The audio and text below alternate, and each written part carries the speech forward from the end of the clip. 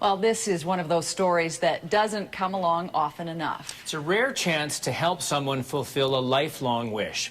A young man who was brought back from death as an infant is trying to contact the man who saved his life nearly 2 decades ago. Jill Croteau has his remarkable story of survival and his quest to find his hero.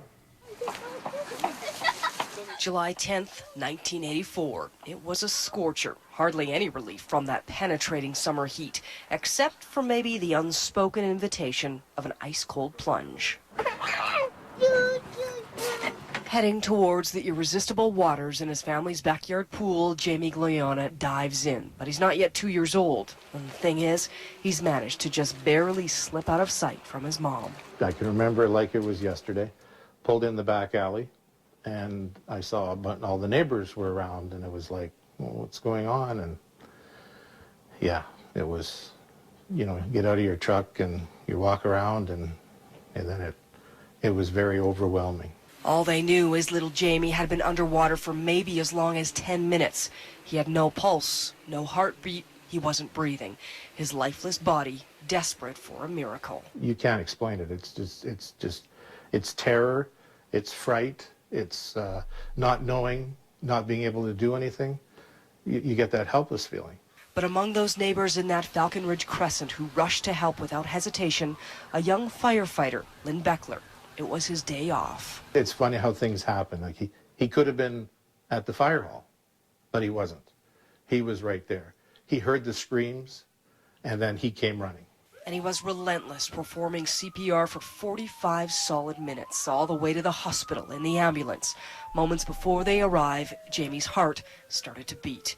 It was the sort of story headlines were made for. Words can't describe the feelings that you have for somebody that you hardly know. He's never had a chance to simply say thank you. You go through life and you always wonder what happened to that person. You know, what did they do with their life? What did they become? And I mean, to me it would just be like, you know, you saved my life and this is what I've done with it. Jamie is a devoted dad of 2 little girls. He's hardworking, refusing to let his injuries from that day be an obstacle. He's tough and determined to find the man he's thought about almost every day of his life. And this is the moment. He doesn't know it, but the now retired firefighter is about to reintroduce himself to Jamie for the first time in a quarter of a century. Jamie, I'm back. Politely, Jamie shakes his hand. He's not expecting it, so it doesn't hit him who this is. This is your little ones? Yes. The two exchange sort of awkward pleasantries, the shock still setting in. Then Jamie just gives in. A long time, hasn't it? Yes, it Nice has. seeing you again, my buddy. Oh, it's... Hi, little one. How are you? So, You okay? yeah. It's okay. It's okay.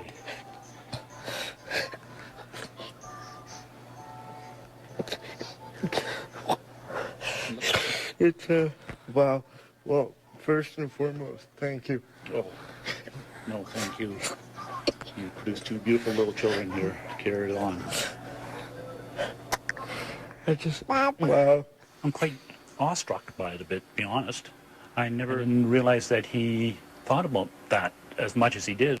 Lynn now lives in a small resort town in BC. Jamie promises to stay in touch. He wants his girls to really get to know the man who saved their daddy's life.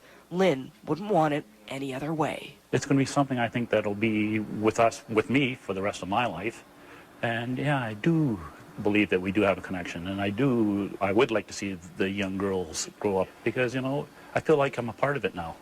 Jill Croteau, Global News. Don't you love how the kid was wiping the tears? Yes. A special credit goes to one of Lynn Beckler's former firefighting colleagues, Garth Rabel, and the Firefighters Union. With their help, we were able to track them all down. Nice story. Very powerful story. A lot of people touched by that one.